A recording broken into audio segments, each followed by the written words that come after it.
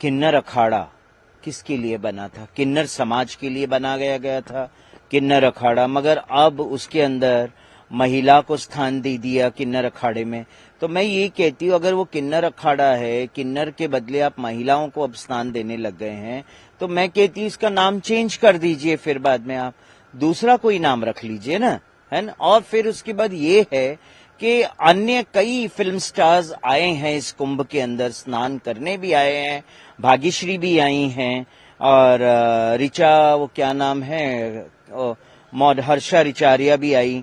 हमने कभी किसी पे कमेंट नहीं किया है, मगर आज कमेंट क्यों करना पड़ रहा है, मुझे क्यों बोलना पड़ रहा है कि एक ममता कुलकर्णी जैसी फिल्म स्टार जिनका संबंध डी कंपनी के साथ है, जो ड्रग्स के आरोप में जेल में भी गई हैं, एम आई राइट और रॉन्ग? पूरा विश्व जानता है उस चीज को, उसके बावजूद आप उन्हें दीक्षा देते हैं और उन्हें महामंडलेश्वर के पद पे बिठाते हैं विदाउट कोई शिक्षा दिए। किसी को आप दीक्षा दे के महामंडलेश्वर जैसे इतने बड़े पद पे आसीन कर देते हैं। समाज को आप क्या दे रहे हैं? कौन सा गुरु समाज को दे रहे हैं आप? ये मैं जानना चाहती हूं। विरोध क्या करूंगी मैं? एक बात बताइए, संतों का विरोध करूं, अपने समाज का विरोध करूं? उचित लगता है विरोध करना अपने समाज का, मगर आईना तो दिखाना पड़ेगा ना। अगर हम गलत है तो हमें आईना दिखाओ, मगर आप गलत है तो हम आपको भी आईना दिखाएंगे ना। कि आपने उन्हें महामंडलेश्वर बना दिया, क्या रीजन था कि आपने उन्हें महामंडलेश्वर घोषित कर दिया, पट्टा अभिषेक कर दिया, मुंडन तक नहीं हुआ, एक चोटी काट दी? ये कोई रीजन है क्या संन्यास दीक्षा का? और पहली बात तो ममता कुलकर्णी का बैकग्राउंड देखा जाना चाहिए था।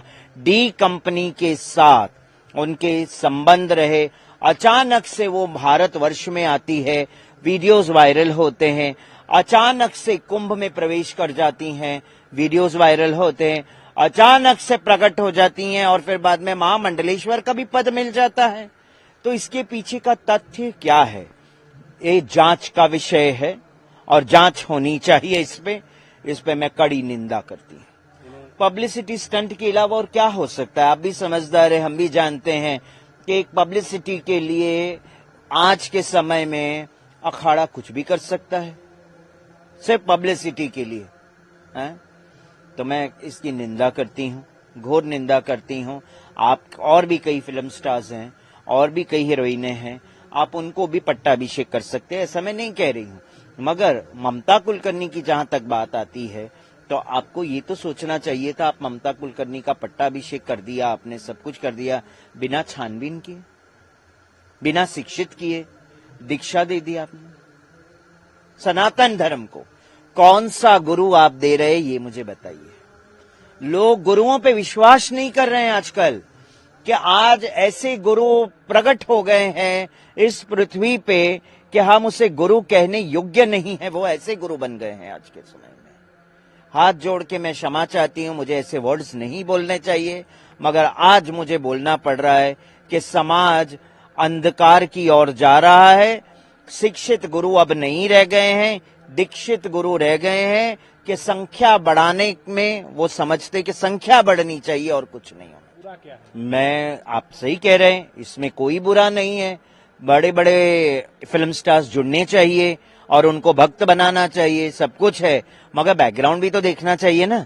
डी कंपनी का बैकग्राउंड होगा तो आप रखेंगे किसी को अपने पास? तो मुझे आप बताइए, डी कंपनी का व्यक्ति जिसने बॉम्ब ब्लास्ट वगैरह इतने मुंबई के अंदर किए गए हैं, आने वाले टाइम में अगर ममता कुलकर्णी के थ्रू से उनका उपयोग करके कुंभ के अंदर कुछ ऐसी गतिविधि होगी तो उसका जिम्मेदार कौन?